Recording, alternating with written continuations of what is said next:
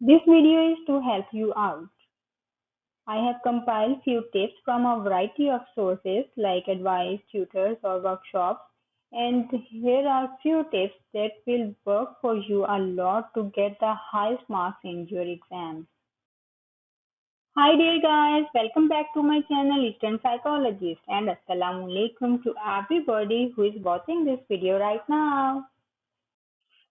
So let's start the tips. Tip number 1. Know the test format. Don't forget to ask your professor what you can expect for the layout of the exam. Knowing the format will help you to study. If the exam is focused on multiple choice and fill in the blank, you should practice flashcards and vocabulary, facts and dates. And if the exam is more essay-based questions, then practice writing essays about important topics that you have learned throughout the semester. Also, be sure to know if the exam is cumulative or not. Objective type question है तो आपको ज्यादा किस पे focus करना है, flash card को study कर लें, उससे रिलेटेड जो भी हैं। इसके अलावा फैक्ट्स, फिगर्स और वोकैबुलरी को आपने याद करना है। अगर ऐसे बेस्ड क्वेश्चन हैं तो उसकी राइटिंग प्रैक्टिस कर लेनी है। जो सबसे ज्यादा इंपॉर्टेंट टॉपिक्स रहे होंगे, जो प्रोफेसर पढ़ाते हुए मस्त बताते हैं कि this topic is very important. इसके अलावा अपने प्रोफेसर से ये भी लाजिम पूछ लें कि एग्जाम में आपको एग्जाम्पल्स देनी है, दलाइल, सबूत या इस तरह की कोई भी चीजें आपको आंसर में बतानी है या नहीं। जिससे आपको ऐसे बेस्ड क्वेश्चन प्रिपेयर करने में बहुत आसानी हो जाएगी। Tip number 2, create a study schedule. Having a plan of how you are going to study is very important. Make sure it's realistic and one that you can commit yourself to. Take into account all of your exams, but spend more time on the ones that are more challenging or that you need to score higher on.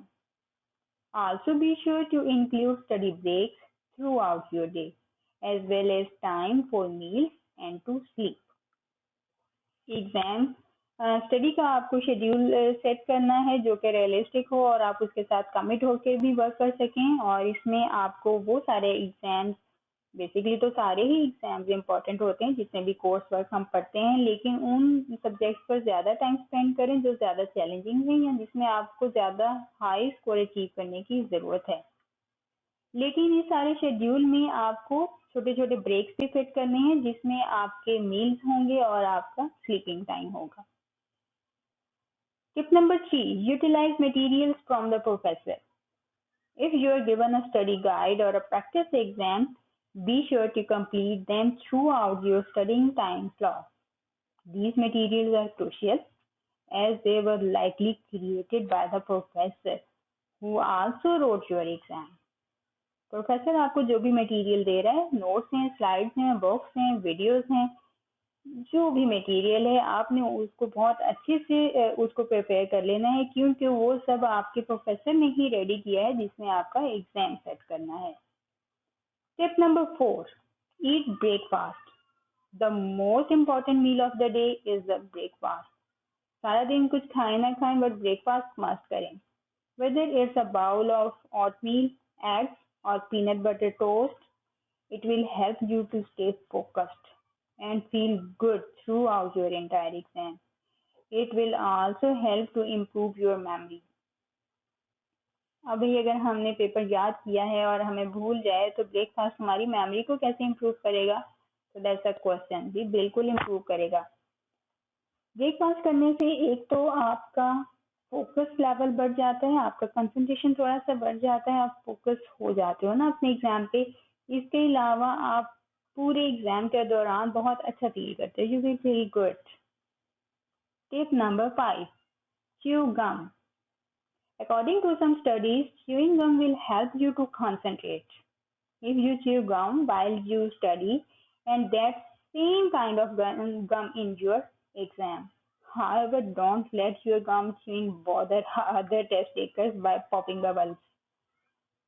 गम को chew करने से हमारा concentration level बढ़ जाता है, लेकिन जो गम आप प्रिपरेशन के दौरान च्यू कर रहे हैं उसी गम को, उसी सेम ब्रांड और सेम गम को, सेम फ्लेवर को ही आपने ड्यूरिंग द एग्जाम अचीव करना है। इससे कंसंट्रेशन लेवल बढ़ जाएगा, हम इधर उधर नहीं देखेंगे। But be careful, bubbles pop करके आप दूसरे टेस्ट टेकर को बॉदर नहीं करेंगे, अदरवाइज आपको पनिश मस्ट मिलेगी।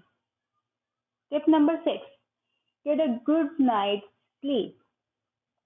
Not only do you not want to fall asleep during your exam, but a good night of sleep will help retention of information.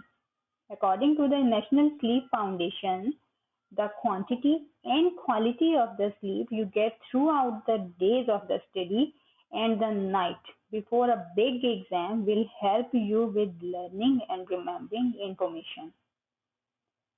National sleep foundation के according exam से पहले की sleep और जो हम बाकी सारे डेज में सोते हैं, इन दोनों स्लीप्स में बहुत फर्क है। अगर हम एग्जाम से पहले एक अच्छी क्वांटिटी और क्वालिटी की नींद सोते हैं, मीन्स जो हमारे 3-4 घंटे हैं, 3-4 घंटे या 6 घंटे हम प्रॉपर सोते हैं, अच्छी नींद, क्वालिटी की नींद, तो इससे क्या होगा, हमने जितना भी मटेरियल लर्न किया है हम उसे रिटेन कर सकते हैं और उस इंफॉर्मेशन को रिमेम्बर करने में हमें काफ़ी आसानी हो जाएगी। So the sleep before the exam is very important. Tip number 7, manage your time. Asking the professor in advance how many questions to expect can help you to prepare how much time you can allocate to each question. Spend more time on questions that are worth more points. Don't overthink to essay questions that will eat up your time. Wear a watch so you don't have to search for a clock in the room or be tempted to look at your phone. If you are done early, cover up your answers and rework the problems to see if you get the same outcome. तो अब हमें exam के दौरान अपने time को manage करना है। अपने प्रोफेसर से मत पूछ लें कि आप जो भी क्वेश्चन होगा ऑब्जेक्टिव या ऐसे टाइप, उसके लिए हमें कितना टाइम अलॉट होगा, हम कितने टाइम में उस क्वेश्चन को सॉल्व कर सकते हैं। जो इजी क्वेश्चन है उन पे बहुत ज़्यादा रीथिंक नहीं करना है, वरना वो बहुत ज़्यादा टाइम आपका वहीं पे ख़त्म हो जाएगा। इसके अलावा आप रिस्ट वॉच पहन कर जाएं ताकि आपको एक क्लॉक की सर्च के लिए इधर उधर ना देखना पड़े और आपको अपने मोबाइल ना सर्च करने पड़े। तो अगर आप जल्दी कवर अप कर लेते हैं सारे आंसर्स, तो एक दफ़ा उसको एक गो थ्रू लाजमी कर लें कि कुछ रह तो नहीं गया। Tip number 8, answer the question you know first. Getting the question that you know the answer to done first will give you confidence and momentum to push through the rest of the exam. जो answers आपको आते हैं, जो question, जिन questions के answer आपको आते हैं, उनको आपने सबसे पहले सॉल्व करना है, क्योंकि उनको सॉल्व करने से आपको कॉन्फिडेंस मिलेगा कि आपको कुछ चीज़ें जो हैं वो आती हैं और आप इस क्वेश्चन को बहुत अच्छे से सॉल्व कर रहे हैं। तो उस क्वेश्चन को सबसे पहले सॉल्व करें जो आपको सबसे ज़्यादा अच्छे तरीके से आता है। Tip number 9, go back to the tough question. जहाँ पर आता है कि हम अगर ब्रेकफास्ट कर लेते हैं या गम च्यू करते हैं या अच्छी नाइट स्लीप लेते हैं, तो उससे हमारी इंफॉर्मेशन किस तरह से रिटेन होगी। कहते हैं ना, जब पेपर सामने आया तो सब कुछ भूल गया। तो यहाँ पर ये सारी चीज़ें जो आप ऊपर करके आएंगे, यहाँ पे आपको हेल्प आउट करेंगी। While you have been answering the easy questions, your subconscious brain has been thinking about the hard questions and trying to solve them. Circle any keywords in the question that you are still working to figure out. This will help your brain to focus on the main point of the question and hopefully help you recall the correct answer.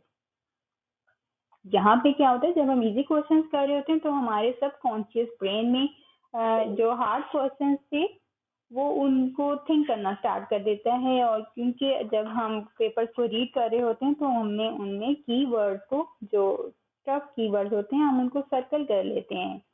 Exam से पहले कहा जाता है ना कि सबसे पहले question paper को रीड कर लें, तो क्वेश्चन पेपर को रीड करते हुए जो भी आपको टफ कीवर्ड नजर आएगा उसको आपने सर्कल करते जाना है।